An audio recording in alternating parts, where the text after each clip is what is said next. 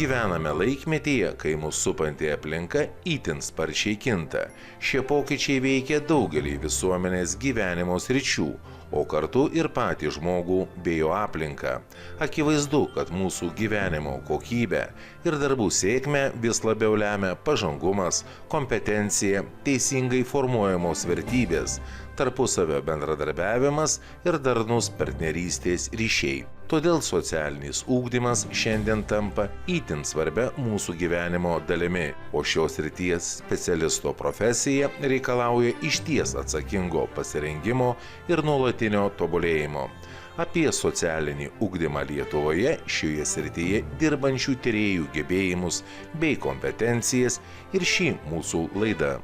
Prie dabartinės situacijos kaitos visuomenėje, kai socialiniai reiškiniai įgauna daug inovatyvių požymių ir kaita labai dinamiška, tai socialinio tyrėjo kompetencijos, be tų bruožų, kuriuos jis turi, sakykime, pagal klasikinius tuos standartus, kad tai turėtų būti baziniai dalykai labai puikiai išstudijuoti, suprasti ir išsiaiškinti.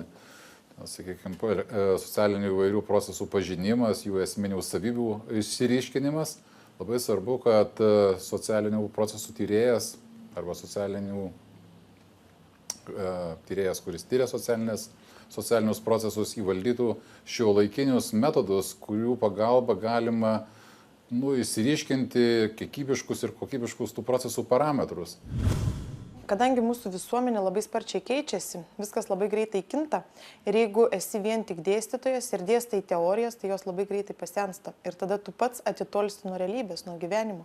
O norint eiti koja kojon su gyvenimu ir kad tyrimai atlieptų šią dieną, tai kas vyksta visuomeniai, tai reikia domėtis ir būti arti tos visuomenės, arti šeimos, arti visuomenės.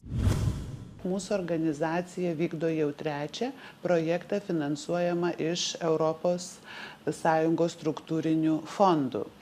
Taigi dabar šis projektas, kuris yra vykdomas ir jis yra skirtas būtent socialinio ugdymo srities tyrėjų kompetencijų ugdymui.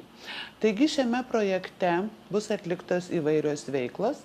Viena iš pirminių veiklų tai yra būtent tyrimo atlikimas, kurio metu bus identifikuota, kokiųgi kompetencijų, tyrėjų kompetencijų trūksta socialinio ugdymo srityje dirbantiems specialistams.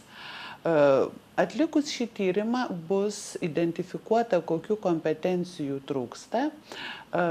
Paskui bus atlikta galimybių studija ir būtent ta galimybių studija jau sukonstruos visą modelį, kaipgi galima būtų ugdyti trūkstamas tyrėjų kompetencijas. Apie socialinio ugdymo srities aktualijas, praktinę situaciją ir problematiką Lietuvoje jūsų dėmesiui diskusija studijoje, kurioje svečiuojasi profesorė Giedrė Kviestkienė, kunigas Virginijus Kelertas ir būsimasis socialinis tyrėjas Mantas Panavas.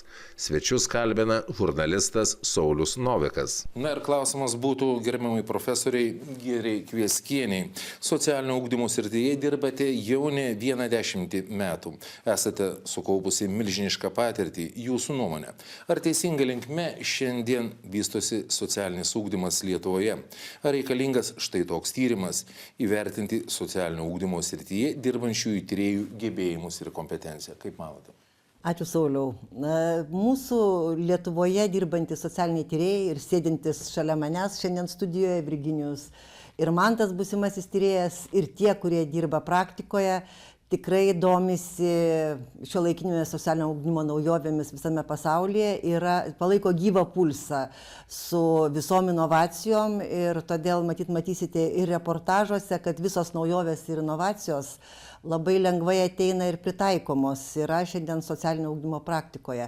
Tačiau tyrimas reikalingas, kad įvertinti, kas pasiteisina, kas ne, nes tiek Europos dokumentai, tiek mūsų Respublikos nacionalinės reformų programa, kiti dokumentai orientuoja, kad socialinis sektorius turi glaudinti su ekonominiu sektorium, kad socialinis verslas yra mūsų naujas iššūkis ne tik verslo institucijom, bet dar daugiau nevyriausybiniam sektoriui ir socialinio ugdymo profesionalams, tarp kurių plačiausiai turbūt Lietuvoje yra įsisėję socialiniai pedagogai, socialiniai darbuotojai, kurie dažnai, kaip ir mes visi Lietuvoje, konkuruojam tarpusavį, nors turim ieškoti kaip tik tų kuo glaudesnių ryšių, nes tiek viešasis sektorius, tiek privatus sektorius, tiek nevyriausybinis sektorius turėtų dirbti ranka rankon, jeigu mes norim šitoj mažoji Lietuvoje sutvarkyti savo vertybės, kurios dar šiek tiek liba, gražinti į Lietuvą tuos, kurie išsibarstė po įvairius kraštus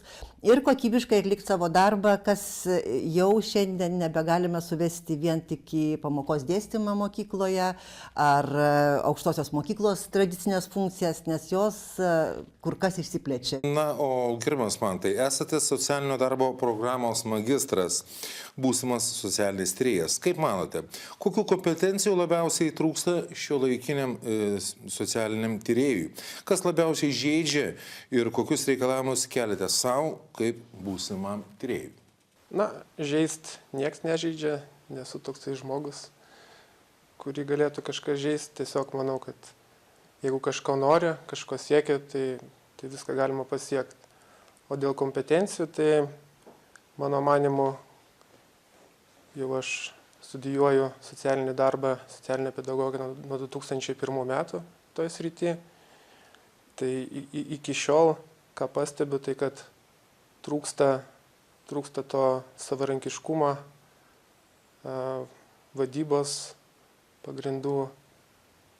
Mes gyvenam tokiame amžiuje, kai jau tu tą teoriją gali ir taip susirasti, o va to asmenybės ugdymo man labiausiai trūksta. Gerbiamas kunige, Virginijau, esate kunigas, taigi neišvengiamai turite galimybę bendrauti su įvairiais žmonėmis ir pamatyti daugiau nei bet kuris iš mūsų.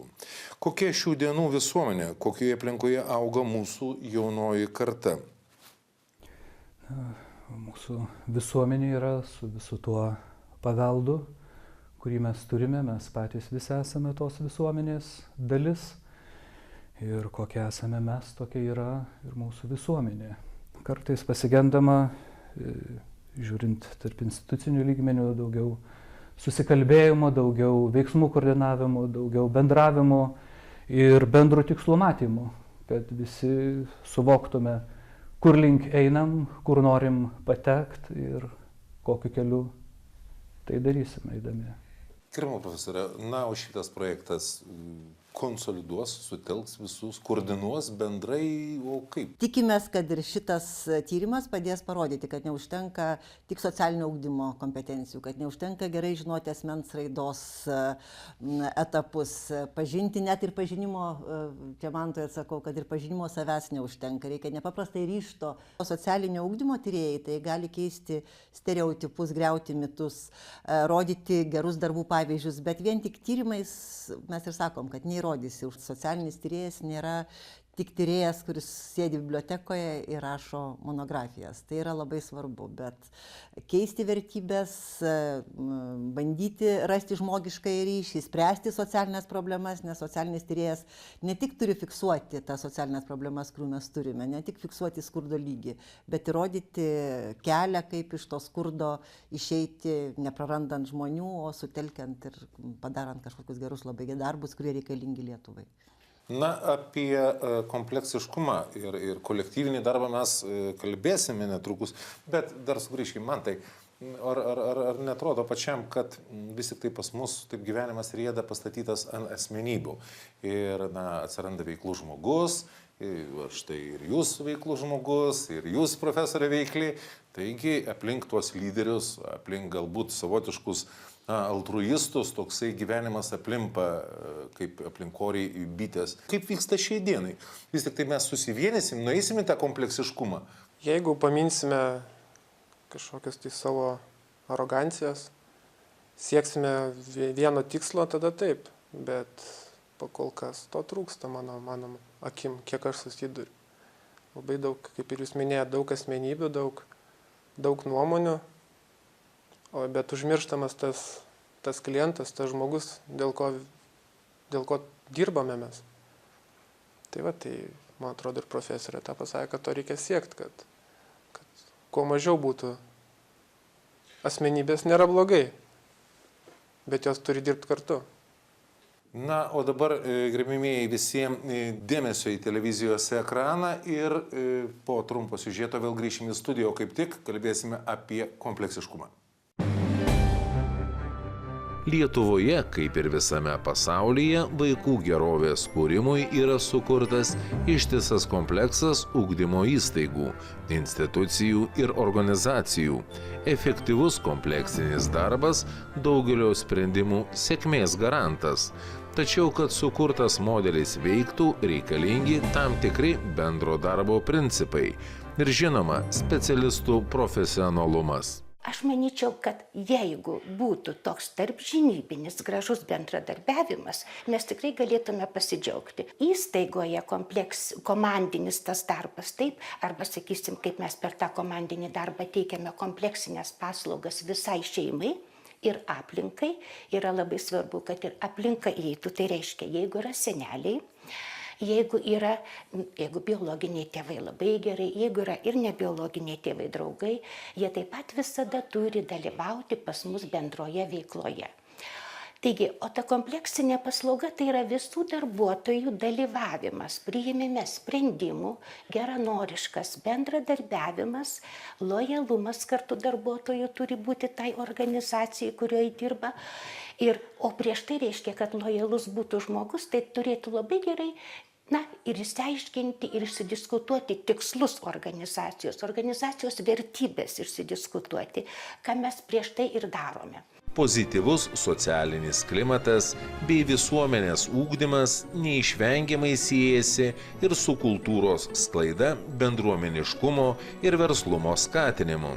Tai puikiai įrodo privačiomis iniciatyvomis, kuriami centrai regionuose, kur vyksta intensyvi kūryba, renginiai, organizuojami susitikimai, įvairi bendruomeninė veikla. Aš norėčiau, kad atsirastų daugiau tokio pobūdžio mini centriukų, nes žinau, kad yra tikrai charizmatiškų, įdomių žmonių, kurie gali aplink save burti mažus ratukus, sakysim, tokias ale bendruomenės. Aišku, dabar jau tas žodis bendruomenė jau tampa nuvalkiotas, bet tokius nedidelius bendraminčių būrelius. Ir aš tikiu, kad mūsų aplinka ženkliai pagerės, ypač tokių miegamųjų rajonų, kurie yra tokie nei miestas, nei kaimas, jie tokie pilkoji zona, kuriai yra skiriamas bene mažiausias dėmesys, nes vis tiek viskas koncentruojasi miesto centre. Ir tas kultūros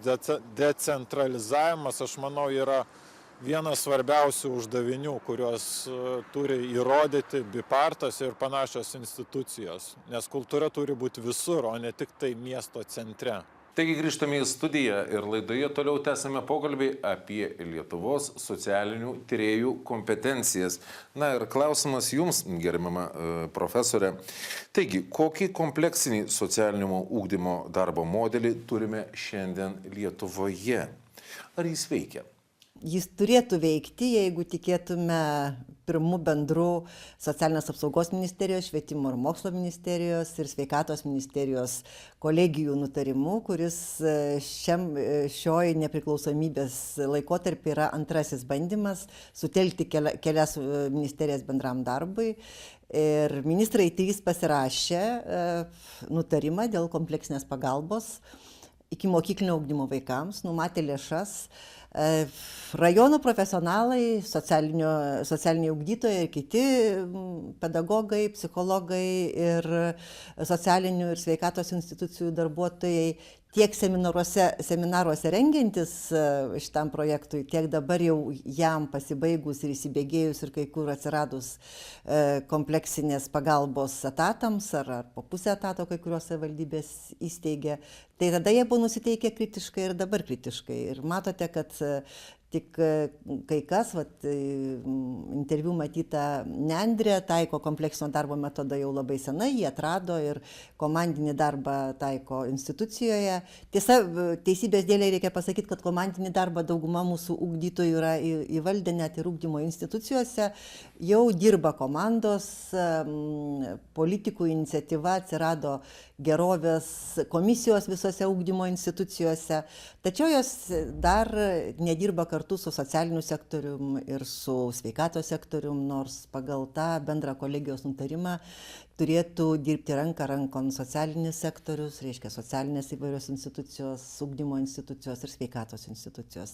Na, o apie BIPART vadovo Andriaus viziją, kad ir kultūros institucijos turėtų būti rankant rankon, nes kūryba ar kūrybiniai žmonės, nebūtinai institucijos, turėtų jungtis į šitą veiklą. Tai aišku, čia yra tik viena kita iniciatyva, kurią mes pastebim daugiau sostinėje arba Kaune, Klaipėdoje, bet mes labai džiaugiamės tomis iniciatyvomis, bet tai yra greičiau vienetiniai pavyzdžiai. Jau turime iš Skandinavijos šalių pavyzdžių, ar kai vyksta krizės šeimose, tai niekada socialinis darbuotojas nevažiuoja vienas į šeimą, važiuoja kartu psichologas, važiuoja kartu galbūt iš policijos departamento, jeigu reikia, jeigu yra smurtas. Bandymai jau tą kompleksiškumą telkti yra, bet jis atsiranda tik tai tose institucijose, kuriuose yra kūrybingi vadovai, kurie turi kompetencijų, ir aš manau, kad tai nėra paslaptis Virginijaus vadovaujamoje institucijoje, tai nebūtų paslaptis ir nebus paslaptis Mantui, kai jis pradės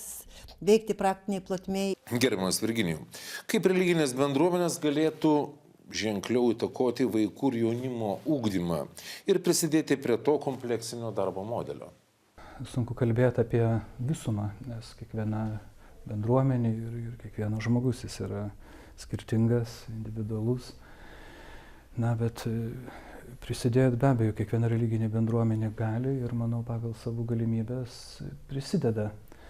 Vėlgi, čia turbūt reikėtų siekti to būtent kompleksiškumo, bendradarbiavimo, veiksmų koordinavimų, tarp institucinio darbo, kad religinių bendruomenių nebūtų bijoma, kad nebūtų bijoma jų vertybių, kurias jos turi, bet kad galbūt kaip tik būtų galimybė pasinaudoti tuo, ką jos turi ir nebandyti išvengti kontaktų su jom, bet su jom ieškoti kontaktų ir dirbti bendrai.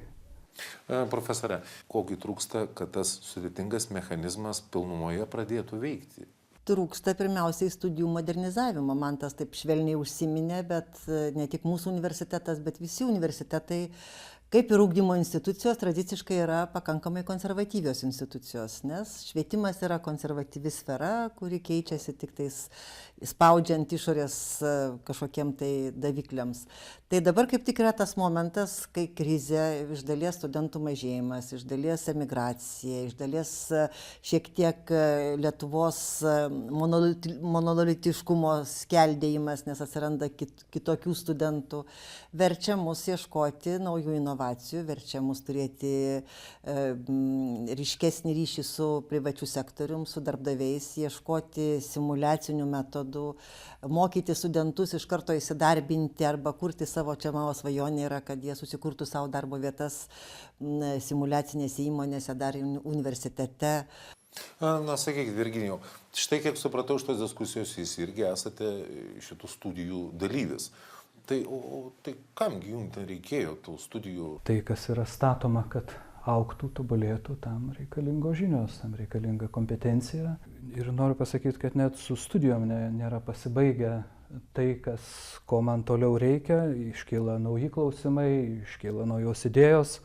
Ir džiaugiuosi, kad tas ryšys yra išlikęs ir toliau ir visada galima sugrįžti į studijų vietą ir atsisėsti į mokinių suolą ir dar kartą paklausti, įsigilinti į tam tikrus klausimus, aptar tam tikrą situaciją, su kuriam tenka susidurti.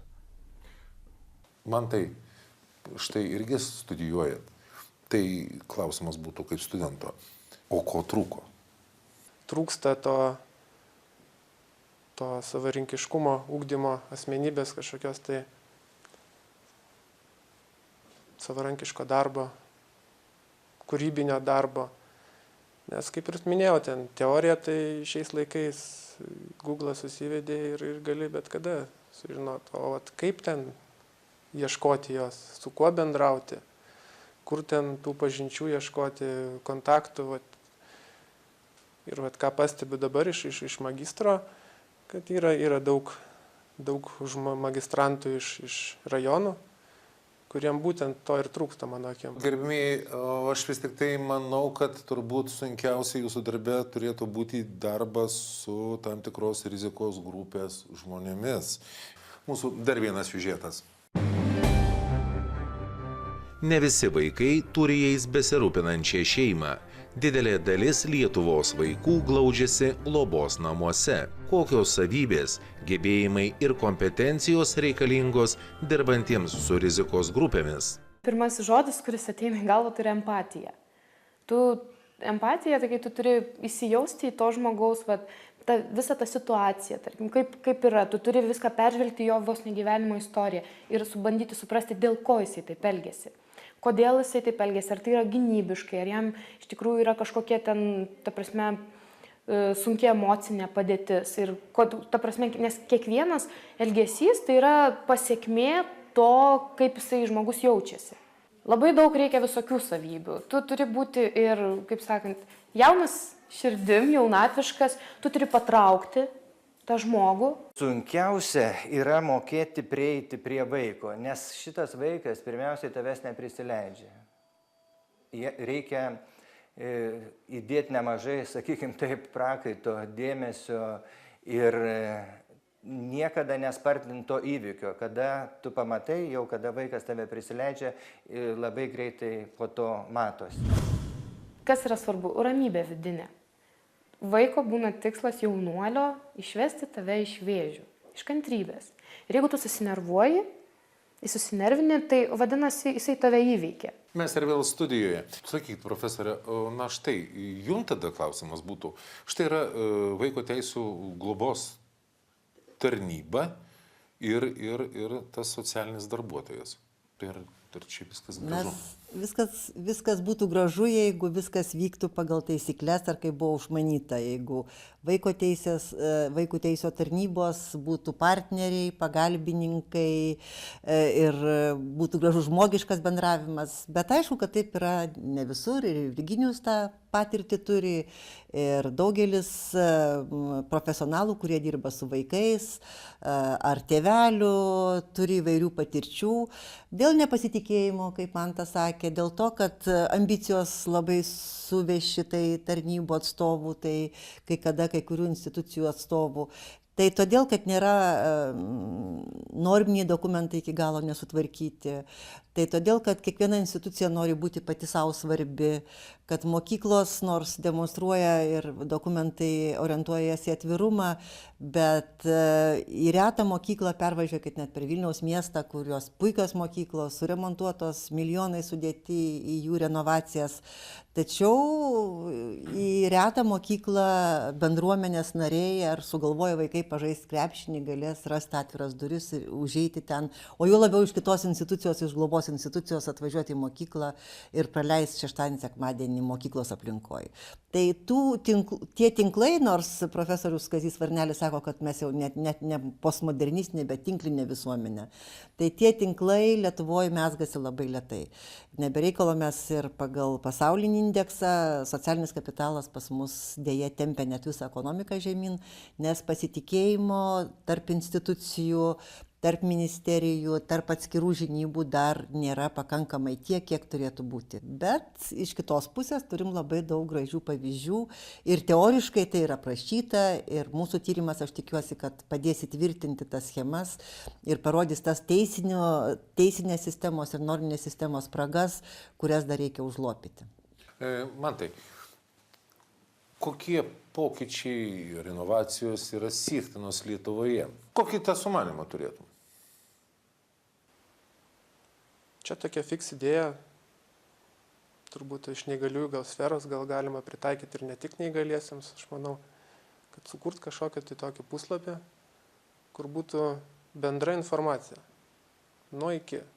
Tarkim, čia galima ir tiek vaikam pritaikyti, jeigu gimsta vaikas su kažkokia tai negale ar turi problemų. Tiesiog, kai tėvai susiduria su ta problema, jie nežino, kur kreiptis. Tai kad būtų kažkoks tai vienas puslapis, kur, kaip kalbėjom, įvairios organizacijos suvienyti po vienu stogu. Kad nereikėtų ieškoti, klausti, kokios tavo teisės, nes pas mus iš patirties žinau, kad jeigu pats nepareikalausi, tai tau nieks nepasiūlys, nors tau ir priklauso, ar kažkokia pašalpa, ar tai į tą pačią sanatoriją nuvažiuoti. Tiesiog, tokia idėja būtų. Džiugu. Virginijau, štai klausimas būtų pačiam toksai.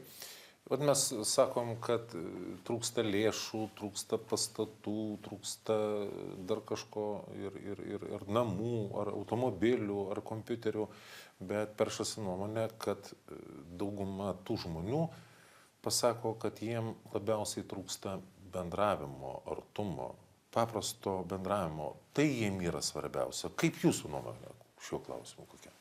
Ką mes matome, reiškia, Lietuvoje, kad kaip yra kuriamos, tarkim, vietovėse bendruomenės tuo pagrindu, kad jos turėtų būti sukurtos. Ne dėl to, kad yra natūralus noras ar poreikis susiburti į bendruomenės vietovėse, bet jos yra kuriamos tarsi dėl to, kad yra tokia normatyva jas sukurti. Reikėtų gal labiau žiūrėti ir ieškoti tų formų bendruomenių, kurios natūraliai veikia, kurios niekada galbūt ir nenustojo veikusios, jas reikėtų galbūt tik labiau skatinti, palaikyti ir ugdyti. Ir aš žinau iš anoniminių alkoholikų, kurie susirenka mūsų patalpose, iš tikrųjų nereikėjo, kada prasidėjo šita veikla, nei automobilių, nei kažkokių suremontuotų patalpų, nei finansavimų, tai buvo griuvėsiai. Buvo uždegtas šildytuvas nuo dujų balionų ir susėdę aplinkui žmonės ratu sprendė savo problemas. Ir tai, žinoma, šiandieną jau esam pažengę toliau ir tobulėti visada galima, bet, kaip jūs teisingai pastebėjot, pirmiausia reikia žiūrėti ne daiktus ir ne kažkokią tai bazę kurti ir po to ieškoti, kuo užpildyti šitą bazę, bet pirmiausia reikia ieškoti būtent to bendruomeniškumų, tos problematikos, kuri kyla natūraliai ir tada viskas savaime aplinkui susilipdo, užauga, ateina tai, kas reikia ir įvyksta tai, ko reikia. Mantai, ką pats gavote iš šio projekto? Radau bendraminčių. Tiesiog malonu, kad yra komanda, yra žmonės, kurie nori kažką tai pakeisti, kažko siekia. Ir aš stengsiuosi prisidėti prie jų. Profesorė, o ką jūs taip vis tik tai, jeigu sakytų keliais žodžiais, norėjote, kad tas projektas ką duotų žmonėm? Ką vis tik tai puoselėjate? Tie minkštieji projektai yra tokie dažnai neapčiuopiami, nes ir man tas čia suabėjo, kai jūs paklausėte, ką davė. Jis yra tik mūsų vienas studentas, vienas iš komandos narių, mes juos auginam, skleidžiam idėjas, norim išgryninti kompetencijas, norim keisti studijų programą, kurią dar kai kurie jauni žmonės abejoja, norim, kad atneštų ir jaunimas išėjęs iš mūsų studijų, o mūsų rekomendacijos po tyrimo pabaigos išgrynintų ir padėtų kitiems universitetams ir kitiems tyrėjams orientuoti šitam pasaulį, o daugiausiai tai aišku norim, kad tikrai ta tinklinė visuomenė pas mus atsirastų. Bet mes išgryninsim kompetencijas, mes pasakysim tikrai labai aiškiai, kad partnerystė, bendradarbiavimas, socialinės komunikacijos gebėjimai ir kompetencijos, kad mes galim labai daug ką padaryti su labai mažom lėšom. Ir aš tą sakau studentam. Ir džiugu, kad ir Virginijus pantrino čia iš to seno pavyzdžio, nes kartais padaryti jaukią mokyklą reikia labai nedaug lėšų, nereikia daug milijonų, nereikia statyti naujus darželius, kad sukurt naują aplinką, nereikia studijuoti Kembridžo universitete, kad išmokt tvarkyti savo kieme, savo bendruomeniai, kad paversti savo kiemą žydinčių sodų, tai sėklos labai nedaug kainuoja. Tai tokių gebėjimų mes norim išmokyti savo jaunuosius studentus ir jaunuosius kolegas, paskleisti per Lietuvą savo buvusiems alumni studentams ir norim, kad tie daigeliai įgautų tokią gražaus jaunuolyno jėgą ir parodytų, kad tikrai mes daug ką galim Lietuvoje, neturėdami dar daug lėšų, bet tikrai gyvendami ir turėdami tokią gražią gamtą ir tokius kompetitingus žmonės, ypač socialiniai sferoje dirbančius, mes galim nuveikti labai daug. Kągi, ačiū Jums labai visiems. Tuo savo šitą laidą ir baigsime. Ir šitas projektas atveria langą į galimybės Jums patiems daug ką pasiekti. Likite sveiki, iki malonaus.